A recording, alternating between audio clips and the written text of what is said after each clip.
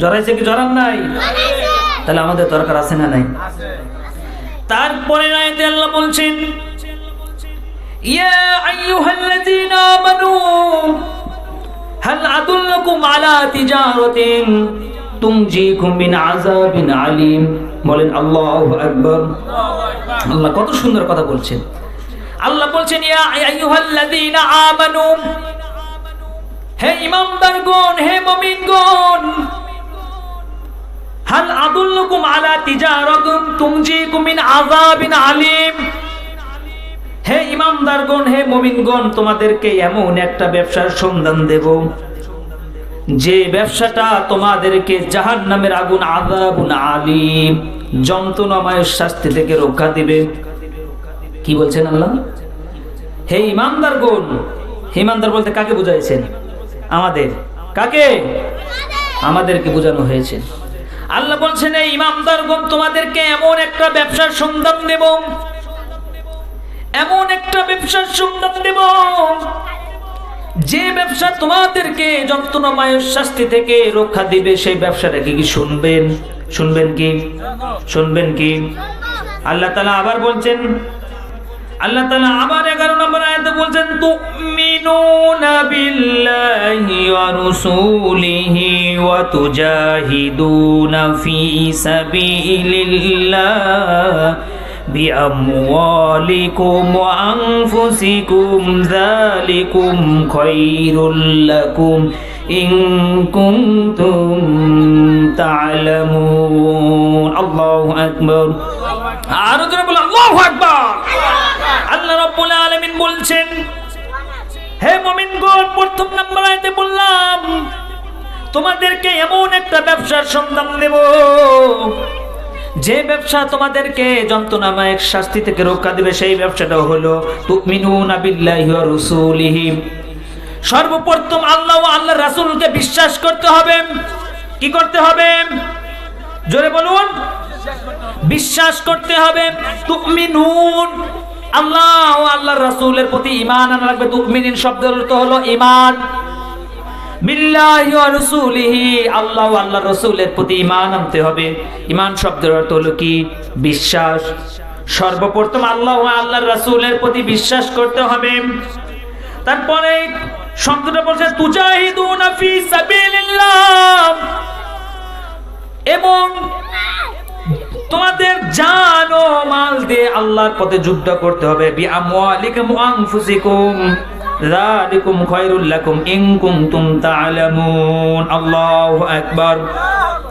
তোমাদের ধন সম্পদ, জান এবং মাল, তোমাদের জীবনের পরিমাণে হলেও তোমাদেরকে আল্লাহর পথে যুদ্ধ করতে হবে।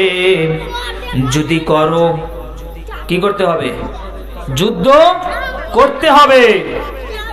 আল্লাহ প্রথম নাম্বার আয়াত আমি বলছি তোমাদেরকে এমন একটা ব্যবসার সন্ধান দেব যে ব্যবসাটা তোমাদেরকে যন্ত্রণাময় শাস্তি থেকে রক্ষা দেবে। তারপরে কি বলছেন? যে আল্লাহ ও আল্লাহর রাসূলের প্রতি আগে বিশ্বাস করতে হবে, তার প্রতি ঈমান আনতে হবে, এবং তোমার জান ও মাল ও তোমার সম্পদ দিয়ে আল্লাহর পথে জিহাদ করতে হবে। কথা বুঝতে পেরেছেন? কথা বুঝতে পেরেছেন? আলোচনায় আমি যাচ্ছি। জিহাদটা কি? আবার বলতে পারেন তো জান দিয়ে তো জিহাদ করব, যুদ্ধ। জিহাদ শব্দের তো যুদ্ধ। আমি তো যুদ্ধ করব তো জান দিয়ে, জান দিয়ে না, আবার মান দিয়ে, ধন সম্পদ দিয়ে। এটাতে কিভাবে যুদ্ধ করব এটা পরে আসতেছি। আল্লাহ পাকের কাছে হাদিসে চলে যায়, হযরত মাসউদ রাদিয়াল্লাহু তাআলা আনহু আল্লাহ রাসূলের কাছে প্রশ্ন করলেন, ইয়া রাসূলুল্লাহ, ইয়া হাবিবাল্লাহ, আমি আপনার কাছে কিছু প্রশ্ন করতে চাই। ইয়া রাসূলুল্লাহ, ইয়া হাবিবাল্লাহ, আল্লাহর কাছে সবচেয়ে প্রিয় ব্যক্তি, শ্রেষ্ঠ ব্যক্তিকে? আল্লাহর রাসূল সাল্লাল্লাহু আলাইহি ওয়াসাল্লাম আব্দুল্লাহ বিন মাসউদকে ডাক দিয়ে বললেন, মাসউদ, আল্লাহর কাছে সর্বশ্রেষ্ঠ ব্যক্তিটা হলো, সর্বপ্রথম নাম্বার হলো 5 ওয়াক্ত সালাত জামাতের সঙ্গে আদায় করে সেই ব্যক্তি। সুবহানাল্লাহ বলেন। আব্দুল্লাহ বিন মাসউদ খুশি হয়ে গেলেন, নিজের মধ্যে গর্ব প্রকাশ করলেন। আব্দুল্লাহ বিন মাসউদের আত্মার শান্তি হয়ে গেলেন। আমার ভাগ্য কি আল্লাহর রাসূলের পিছনে আমি 5 ওয়াক্ত নামাজ জামাতের সাথে আদায় করতে পারছি।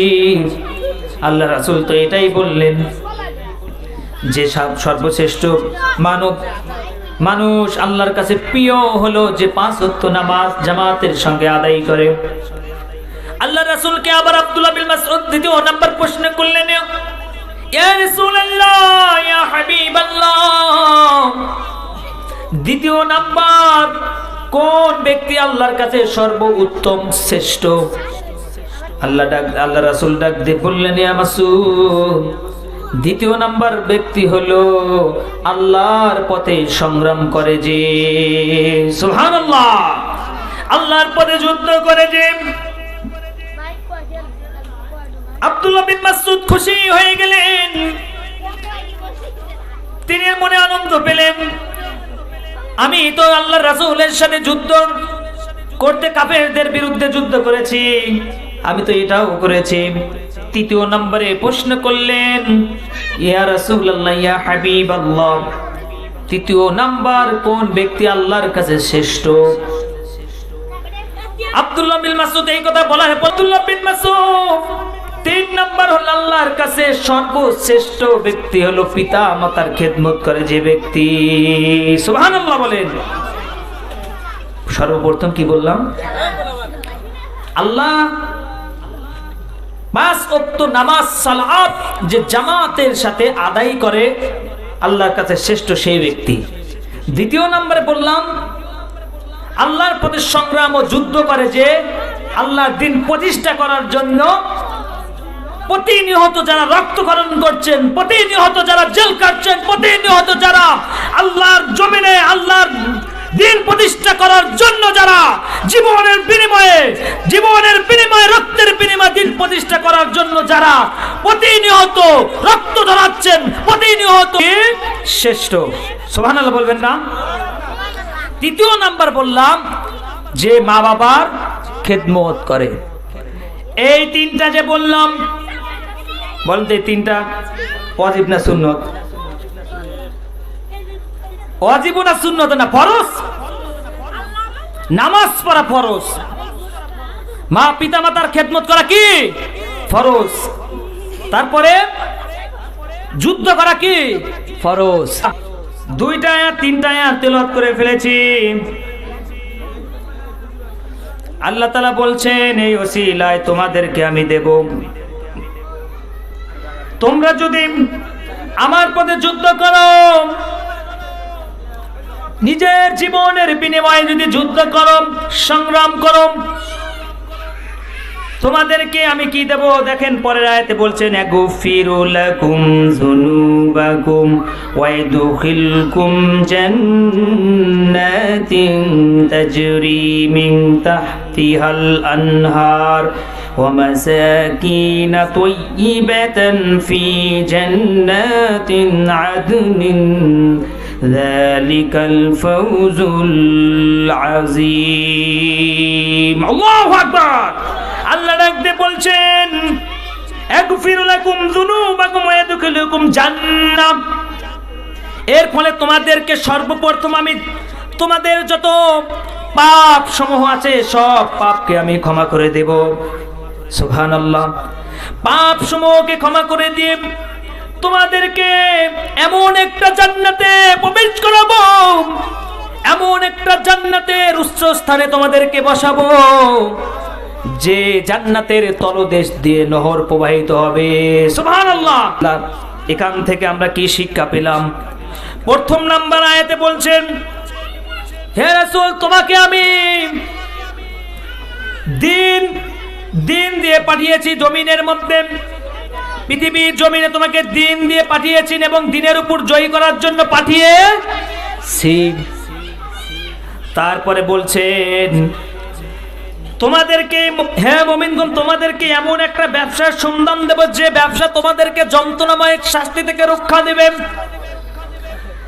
তারপরে বলছেন সেই ব্যবসাটা হলো সর্বপ্রথম আল্লাহ ও আল্লাহ রাসূলের প্রতি ঈমান আনো, তারপরে তোমার জীবন এবং তোমার ধন সম্পদ দিয়ে আল্লাহর প্রতি সংগ্রাম করো।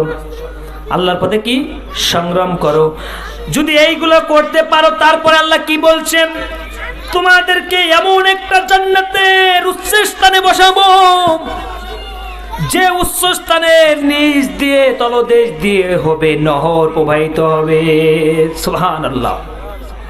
তারা পরে বলেছেন, তুমি যদি যুদ্ধটা করো, অবশ্যই অবশ্যই তোমাদেরকে বিজয় দান করে দেব। কি হবে না?